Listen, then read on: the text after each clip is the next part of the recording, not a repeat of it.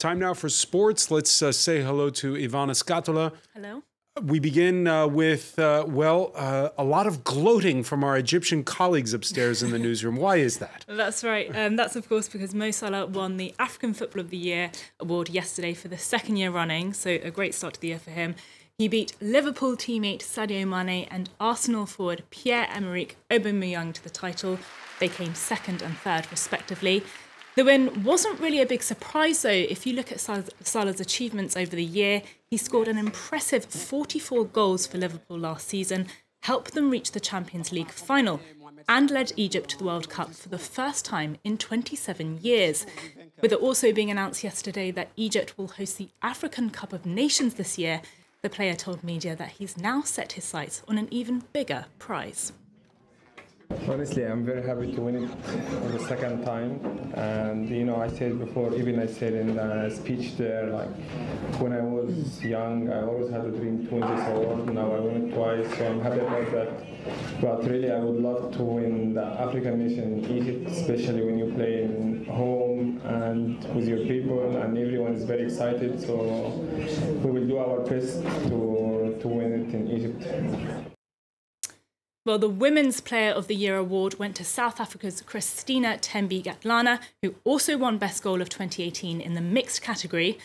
The striker, who plays for the US's Houston Dash, led her home country to the final of the Women's African World Cup of Nations in Ghana last year, where she was crowned Player of the Tournament after scoring 5 goals for her country, more than any other player. Let's listen to what she had to say after the ceremony. I'm so overwhelmed. That the whole country of South Africa backed me up, you know, voted for my goal, although I was competing against men, and it is a privilege for me to be standing in this position, and it will always be a memory that I won Goal of the Year for 2018. Staying with football, over in England, Tottenham edged rivals Chelsea last night with a 1-0 first leg win in their Carabao Cup semi-final at Wembley.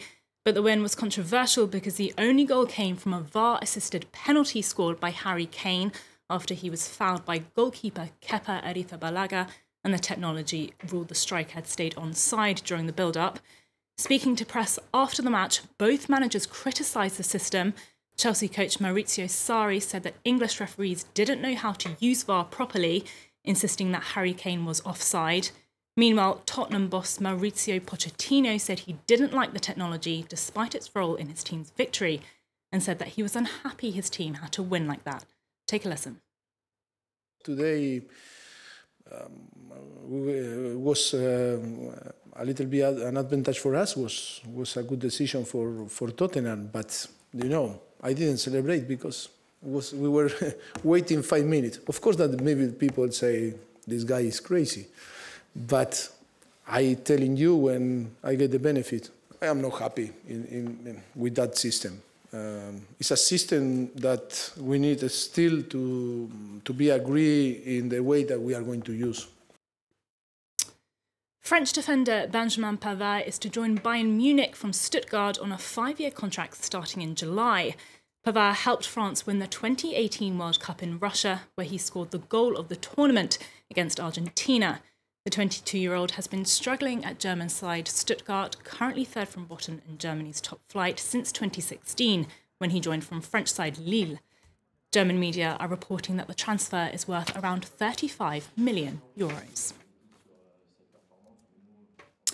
We finish with some tennis. Home favourite Ashley Barty knocked world number 1 Simona Halep out of the Sydney International after beating the Romanian 6-4, 6-4 in their round of 16 match today. The 2 sets followed very similar patterns, with back-to-back breaks traded before Barty broke the top seed serve in the 10th game to win both. It was the Australian's first victory in 5 on-court meetings with Halep, and she'll next face Elise Mertens in the quarterfinals. Will that result a bit of a setback there to Simona Halep's preparations for the first Grand Slam of the year, which is, of course, the Australian Open, and that begins next week. It begins next week. Many thanks for that, Ivana Scatola. We'll have more sports news for you later. Coming up at the top of the news.